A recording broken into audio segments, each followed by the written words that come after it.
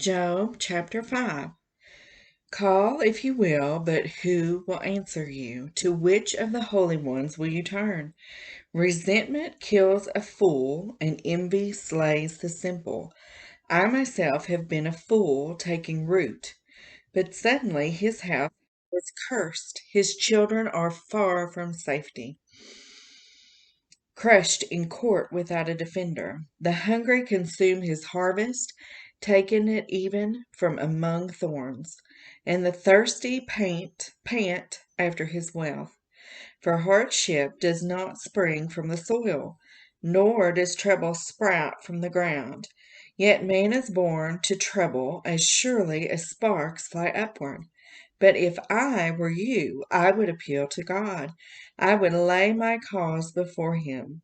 He performs wonders that cannot be fathomed, miracles that cannot be counted. He provides rain for the earth. He sends water on the countryside. The lowly he sets on high, and those who mourn are lifted to safety. He thwarts the plans of the crafty, so that their hands achieve no success. He catches the wise in their craftiness, and the schemes of the wily are swept away. Darkness comes upon them in the daytime. At noon they grope as in the night. He saves the needy from the sword in their mouth. He saves them from the clutches of the powerful. So the poor have hope, and injustice shuts its mouth. Blessed is the one whom God corrects, so do not despise the discipline of the Almighty.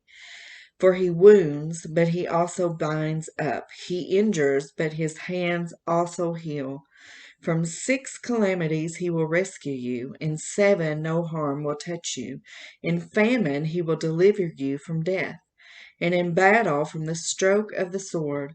You will be protected from the lash of the tongue, and need not fear when destruction comes. You will laugh at destruction and famine, and need not fear the wild animals. For you will have a covenant with the stones of the field, and the wild animals will be at peace with you. You will know that your tent is secure. You will take stock of your poverty and find nothing missing. You will know that your children will be many, and your descendants like the grass of the earth.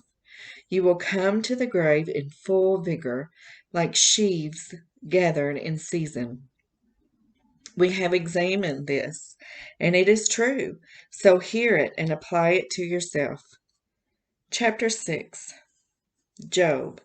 Then Job replied, If only my anguish could be weighed, and all my misery be placed on the scales, it would surely outweigh the sand of the seas. No wonder my words have been impetuous. The arrows of the Almighty are in me. My spirit drinks in their poison. God's terrors are marshaled against me. Does a wild donkey bray when it has grass, or an ox bellow when it has fodder? It is tasteless food eaten without salt, or is there flavor in the sap of the mallow? I refuse to touch it. Such food makes me ill. Oh, that I might have my request, that God would grant what I hope for, that God would be willing to crush me, to let loose his hand and cut off my life.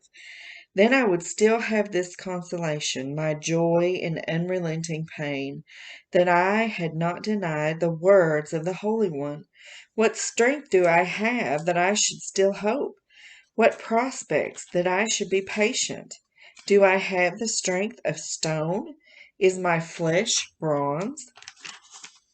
Do I have any power to help myself, now that success has been driven from me?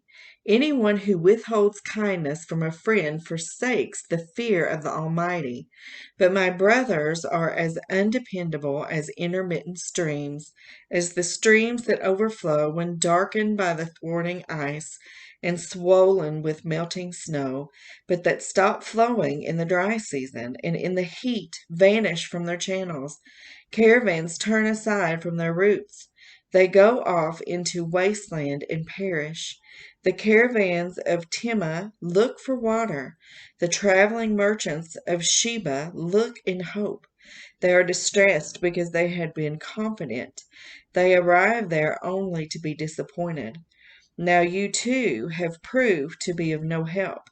You see something dreadful and are afraid.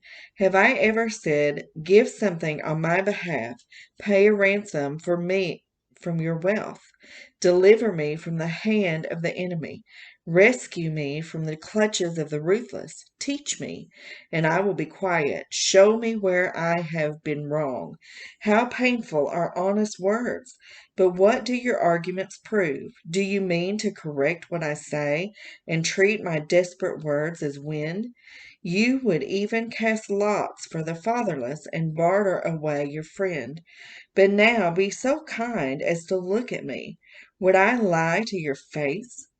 Relent, do not be unjust. Reconsider, for my integrity is at stake.